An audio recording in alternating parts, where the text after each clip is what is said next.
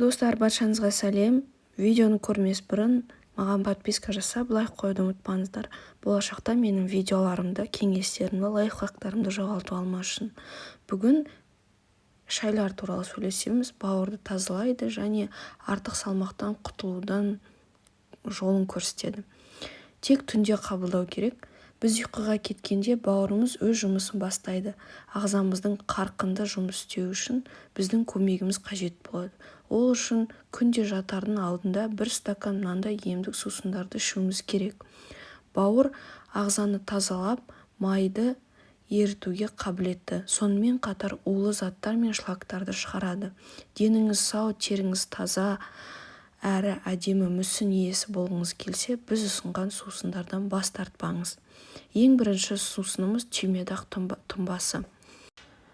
Түймедақ ағзаны пайдалы заттармен байытады.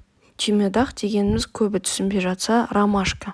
Суыққа қарсы күресуге күш береді, жүйкені тынықтандырады. Сондай-ақ тәтті әрі тыныш ұйқы сыйлайды. Тұнбаны дайындау оп-оңай. Ол үшін бір стакан суды ыдысқа құйып, отқа қойыңыз. Қайнап болған соң бір ас қасық түймедақ шөбін салыңыз.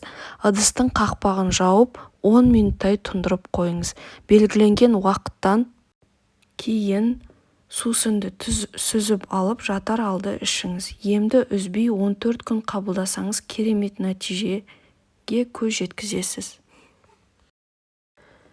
Келесі, лимон қосылған су. Сұлулықты жаны сүйетіндер ашқарынға лимон қосылған суды ішуді әдетке айналдырған. Ал егер бұл сусынды ұйқыға жатар алдында ішсеңіз, теріңіз де ағзаңыз да саулығын сақтай аласыз.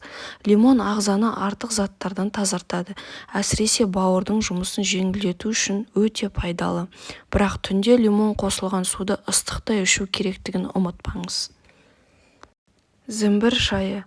Зімбір ағзадағы артық майды ерітеді, зат алмасуды жақсартып, артық салмақтан арылтады. Ал оған лимон қоссаңыз, пайдалығы 2 есе арттырады. Өйткені лимон суыққа қарсы күресетін С дәруменінің қайнар көзі болып табылады. Иммундық жүйені нығайтып, құрсақ қуысындағы ісікті кетіреді. Осындай ғажапқа ие болғыңыз келсе, бір стакан қайнаған суға жарты лимонның шырыны мен бір кесек зімбірді араластырыңыз. Шамамен 10-15 минуттай тұндырып қою керек. Белгіленген уақыттан соң сусынды жылы күйінде қабылдаңыз. Есіңізде болсын, бұл емдік сусынды аптасына 3-ақ рет қана ішу керек. Жалбыз шайы. Жалбыз жүйкеге өте пайдалы әрі ас қорыту жүйесінің жұмысын жақсартады. Күнде жатар алдында бір стакан жалбыз шайын ішсеңіз, тез қартаюдың алдын аласыз. Сусынды дайындау үшін бір стакан қайнаған суға 2 ас қасық ұнтақталған жалбызды салып отқа қоясыз. 2 минуттай қайнатып алып тұндырып қойыңыз. Бөлме температурасында салқындаған кезде сүзіп алып ішу керек. Емделу мерзімі 3 апта жалғасу қажет. Достар, менімен бірге болғандарыңызға үлкен рахмет. Сіздермен бірге болған Ақжан.